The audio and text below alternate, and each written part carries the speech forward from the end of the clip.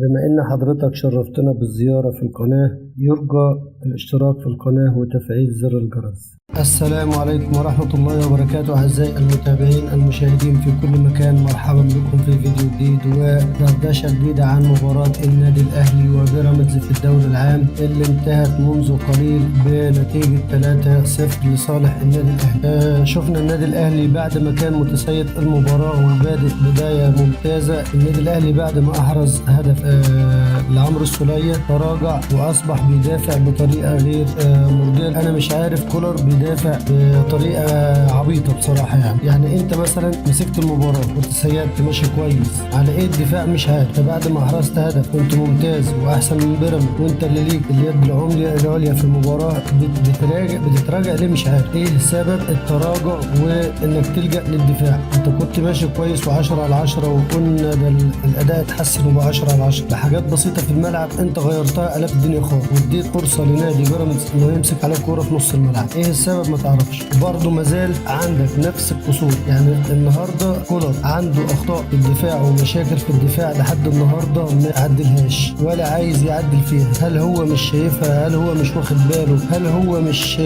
مش مدرك الخطورة اللي بتشكل خطورة على النادي الأهلي وخصوصا من قلب الدفاع؟ اثنين قلب الدفاع اللي هو ياسر إبراهيم مثلا أو محمد عبد المنعم، وكمان في شكل تاني اللي هو من الكرات الطولية اللي بتتلعب خلف علي معلول بتشكل خطورة كبيرة جدا جدا جدا. ده كله ده الراجل ده مش قادر يصلح الحاجات دي. كولر مش قادر يعمل أي نتائج جديدة. كولر ما عندوش فكر جديد. نفس المدرب اللي قبليه السابق نفس الكلام بالظبط. يعني أيوه فرحنا في شوية مباريات كانت كويسة جدا وبتاع وتمام التمام وقلنا واستبشرنا خير إن الراجل ده جاي يعمل حاجة وعنده فكر جديد وكويس وتمام التمام. أصبح لا عنده فكر ولا عنده أسلوب لعب ولا عنده تظبيط لعب ولا عنده أي خطط سواء هجومية أو خطط دفاعية أو كلام متفق عليه في التدريبات. لا ما شفناش أي حاجة لحد النهارده. كولر ما ضافش للأهلي أي نتائج، بالعكس التغييرات اللي بيعملها في وسط اللعيبة وبين اللعيبة ديت بتعمل مشاكل كتيرة. مش قادر يثبت على تشكيل معين للنادي الأهلي. احنا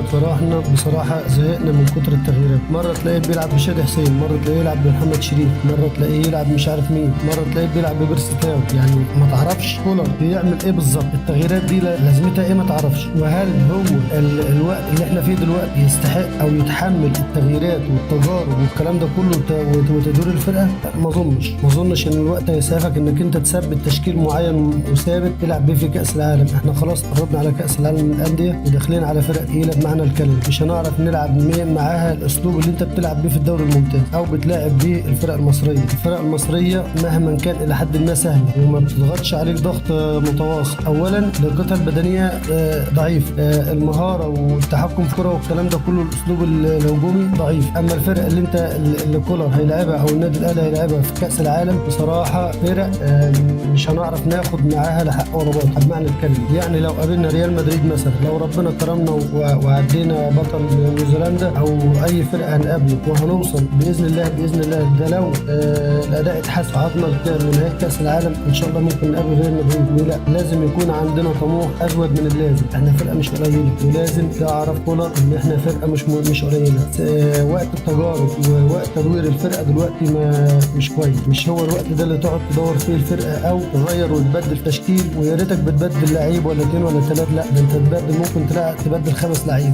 هتثبت تشكيل انت عشان تلعب كره مظبوط. احنا كجمهور النادي الاهلي مش مولفين على الدفاع او الكره الدفاعيه. احنا كجمهور اتربينا على ان النادي الاهلي يلعب كره هجوميه بحت. انت لحد النهارده ما اثبتش مالكش انياب هجوميه نقدر نعتمد عليها في بطوله كبيره زي كاس العالم للانديه. كده رايحين ان شاء الله. الاسلوب اللي انت بتلعب بيه في الدوري الممتاز مش هينفع في كاس العالم للانديه بصراحه. جمهور الاهلي عمره ما يتحمل. وكده صبر الجمهور نفذ من ناحيه كولر يا جماعه ما عندوش فكر تكتيكي هجومي بالمره وقاعد يدور في الفرقه ويدور زي ما يكون بيبحث على حاجه معينه. طيب اللي انت كنت بتعتمد عليه بيرسي تاو او الصاب عاوز تلعب محمد مجدي قفشه مكان بيرسي تاو مش هينفع. ما ينفعش. ده اسلوبه ده له اسلوبه وده له اسلوب. مش هينفع انك تلاعب مجدي قفشه مكان بيرسي تاو زي ما حصل امبارح. انت بعد ما حرزت هدف السوليه الاول اديت تعليمات لمحمد مجدي قفشه ان هو يطلع قدام جار شادي حسين ويلعب جنب شادي حسين. اصبح دلوقتي شادي حسين مش قادر يتلم. مفيش كوره واصله له اصلا. لكن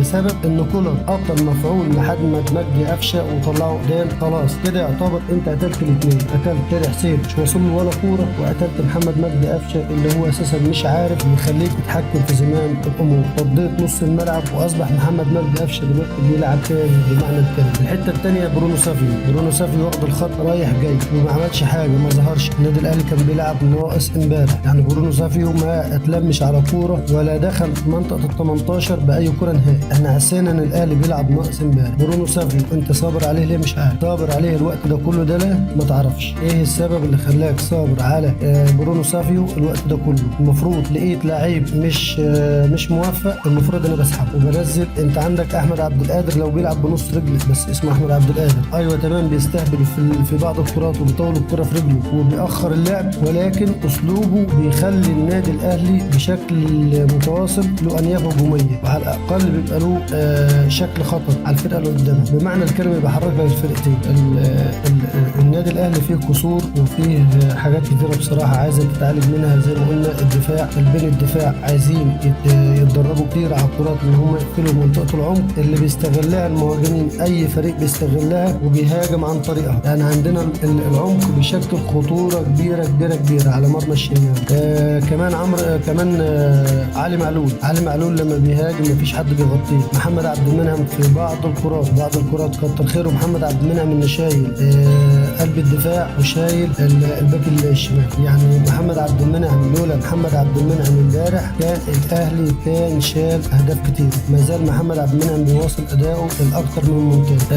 بالمره كمان عندنا عمرو السوليه، ما شاء الله على عمرو السوليه. امبارح كان رغم المشاكل اللي عنده اللي بيعاني منها بسبب بنته، الا انه ادى اداء ولا اروع، ويستاهل بصراحه ان هو يكون رجل المباراه. اليو ديانج امبارح يعتبر الى حد ما بدا يتحرك شويه وبدا يعمل كور كويس، يعني بدا يقطع، بدا يسلم صح، بدا يزيد شويه من ناحيه الهجوم. 10 على 10. محمد هاني نمسك الخشب. محمد هاني بصراحه شايل مكان اكرم توفيق، بيموت نفسه في المركز ده افضل يمكن اكتر من اكرم توفيق شويه. يعني محمد هاني على ما اظن او زي ما انا شايف بلاقي محمد هاني ما شاء الله عليه عنده مهاره وعنده جرأة وعنده رجل كويسه جدا في الكرات العرضيه. محمد هاني بيعمل كرات عرضيه 10 على 10، وعنده كره كويسه، بيقدر يدوس على الكره كويس وبيقدر يحتفظ بالكوره وعنده قوه التحام 10 على 10. انا من وجهه نظري مش شايف ان محمد هاني بيقل اي اهميه عن اكرم توفيق. محمد هاني من ساعه ما اكرم توفيق ظهر بمستوى كويس وغطى عليه في المركز ده، محمد هاني بيكلبش في الفرصه بدي وسنين، وانا شايف ان هو مش